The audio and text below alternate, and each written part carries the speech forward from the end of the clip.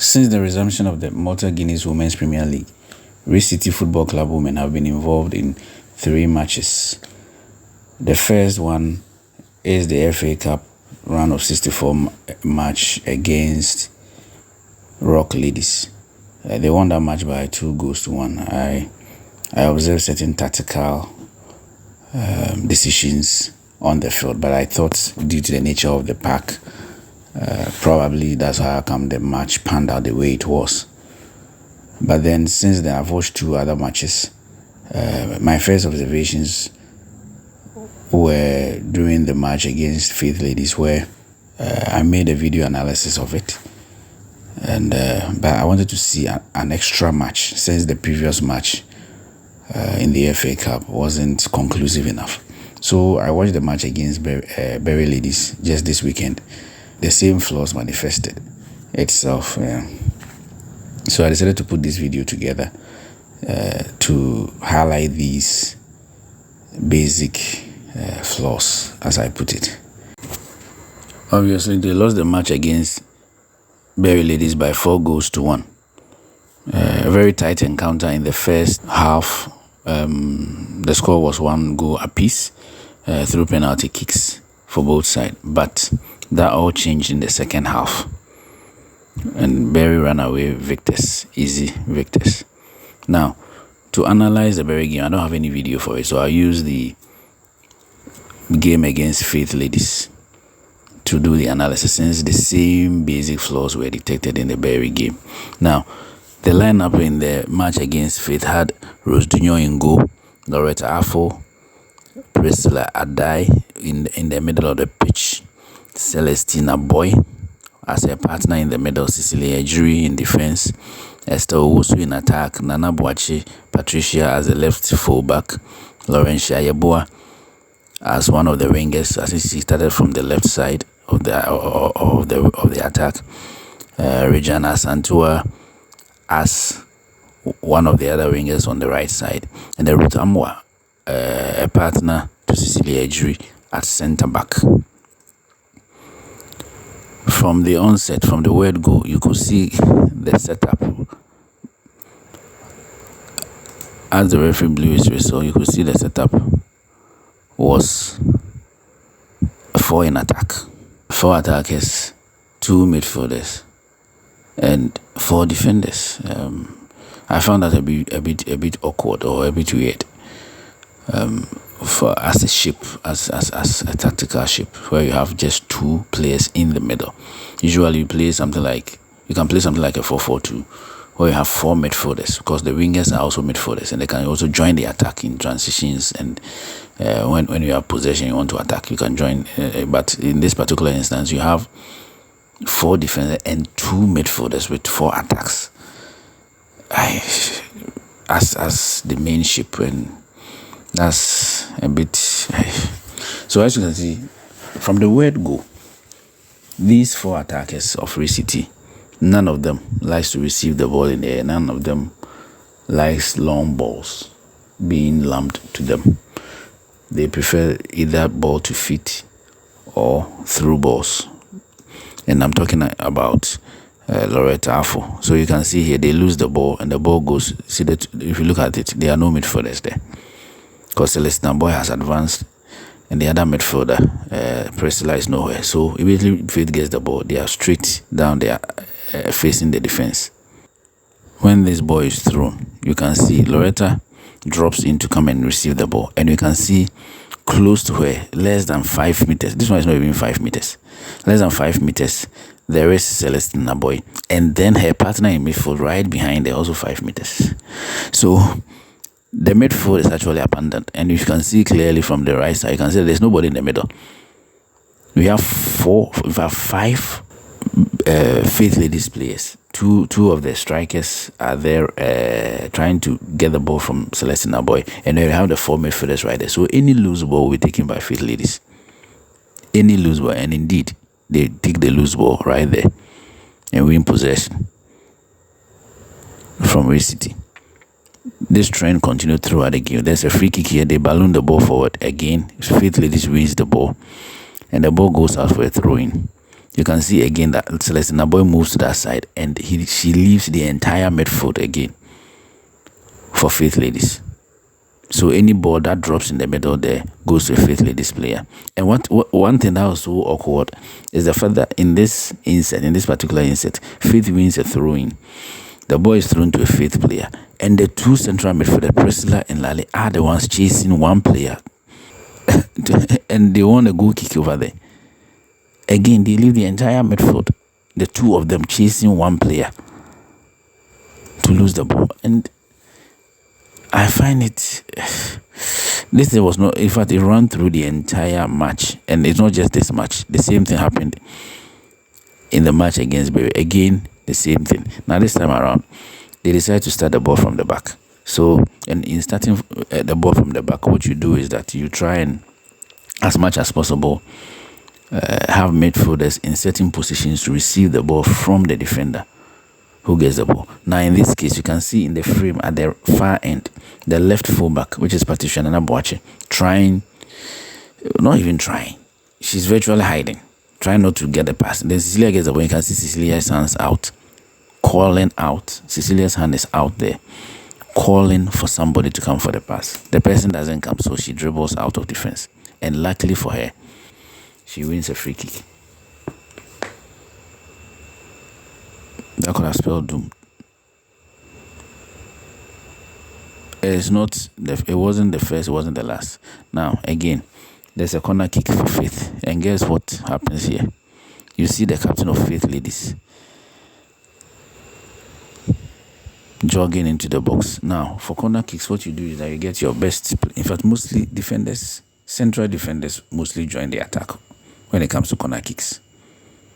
Because, well, no matter the height, they are good in the air because they are used to defending or heading balls. So they join the attack, as is seen here. But for City, it wasn't like that in this particular match. Their most dominant player, Cecilia Nyama, never joined for any corner kick. And there will be, I'll show you that very soon. But in this corner kick, what I really want to highlight is the defending of this corner kick. Look at Faith Ladies number 3, Portia Prempe, standing right in front of the goalkeeper. And I don't know whether they are doing zonal marking or what is it. They are standing right there. She's raising her hand, calling for the ball to be played to her. And nobody is marking her. If the corner kick is taken properly, what this means is that she's going to either score a goal or prevent the goalkeeper from coming out for the ball. Unless, as is shown here, it was a very, very poor corner kick. And the same thing happens here. This time around, somebody goes to stand by her to try and prevent it. But again, they were doing zonal marking. Nobody picks up anybody in the box. So as the ball is kicked and ricochets off the defender, it falls to an unmarked Mefe Nyame, who converts expertly. This is a theme that ran through City, and it didn't change. It did not change at all.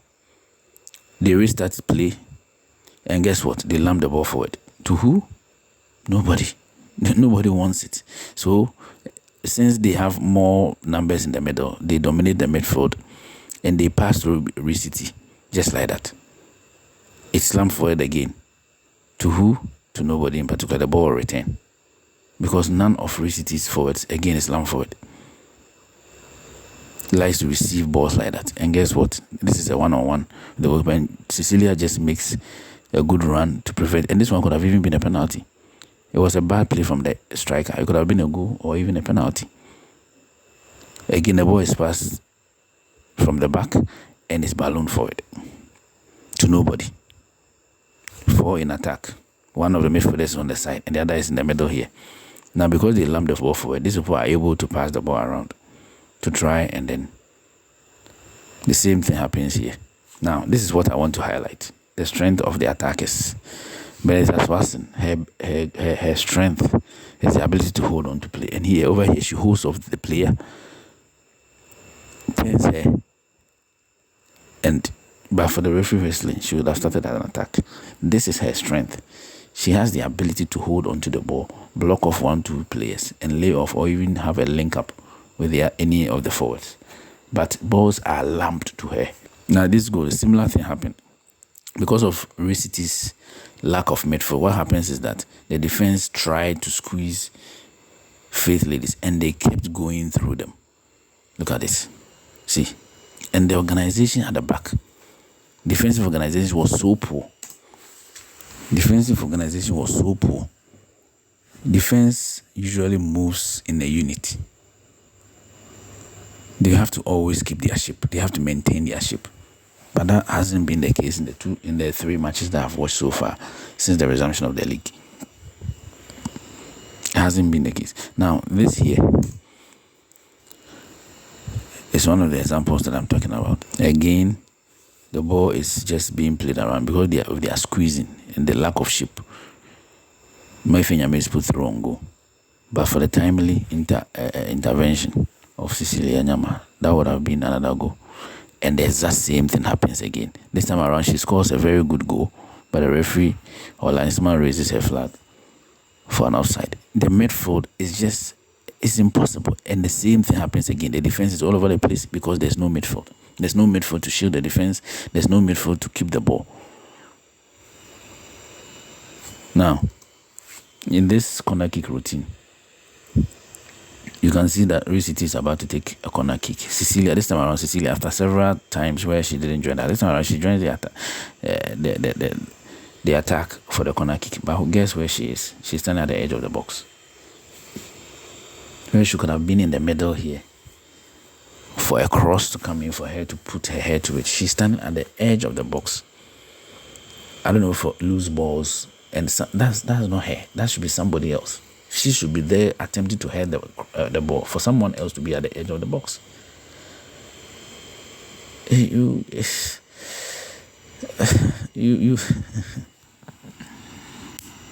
This is the best bit of play in the entire match, and it took like 5 seconds. The entire match, this was the best bit of play that River City did, putting the ball on the ground and trying to pass the ball through. But they don't have the numbers in midfield because there are only 2 people in the middle there. The rest of them are in attack. And in order to play with just 2 midfielders, you need 2 technically good and press resistant midfielders. One of them should be a destroyer. One of them should have positional awareness to be able to destroy. But what you see in all these matches is that one of the midfielders joins the defense. Even in build-up, she's constantly with the defense, whilst the other joins the attack or is on the wing. So midfield itself is empty. That's how come they are constantly under attack. Now, this goal comes about as a result of an error from the Faith Ladies player, Matilda, who tried to dribble the ball backwards, which was seized upon by Esther, and then the ball fell to Regina, who put in a delightful through ball for Loretta Affo, which is exactly the kind of ball that Loretta likes. Put the balls, either give her through balls or give the ball pass to her feet, because she's very nimble footed and can take on players. But to lamp the ball forward for her, you are wasting her talent. So the ball goes through to her, and then she finishes with aplomb. Now, this is one thing that I want to highlight. In the first half, added time was 4 minutes. We have played like close to 3 minutes of that, and there was a substitution for 2 players came on. For I don't know whether the players were injured. I don't know whether the players were injured or I don't know, because if you have barely 1 minute to end the first half, why don't you wait till you go to for half time, so that maybe you fed those changes. The same thing happened in the match against Berry Ladies, where Ekuya Osei was substituted in the first half. I don't know whether she was tired, whether she was injured, or it was a tactical decision, but hey, only the coach knows that. I can only speculate. This is pure madness. That's all I'll say about this. It's pure madness. And look at Cecilia. Once Celestina Boy loses the ball, Cecilia, who is one of the centre backs, is just standing there as if she didn't care. Look at her. It took Priscilla to chase Mefia to try and stop her. Cecilia was just standing there watching. Now, the last bit I'd like to highlight here is the referee, the performance of the referee. Before the commencement of the game, referees do make sure that each team has the required number of players on the field. After her checks, she realizes that one of the players, Cecilia Ejiri, didn't have her shin pads or shin guards on. So she asked her to go and then put it on. Referee decided to start the match with that Cecilia on the pitch. So when the ball was passed, Cecilia was now coming onto the pitch. I have never ever seen this before. I've watched football for many years and I have never seen this before, where the game is about to start and one team has more players than the other on the field of play. And see, these things happen in the women's game. I've seen so many stuff that if I begin to narrate, maybe one day I'll make a video of some of the weird decisions that referees take in the women's game. We want the women's game to progress, but if the referees continue to make some of these decisions, weird decisions, it will keep people away. They need to be brought to book. They need to be taught properly and they need to perform better.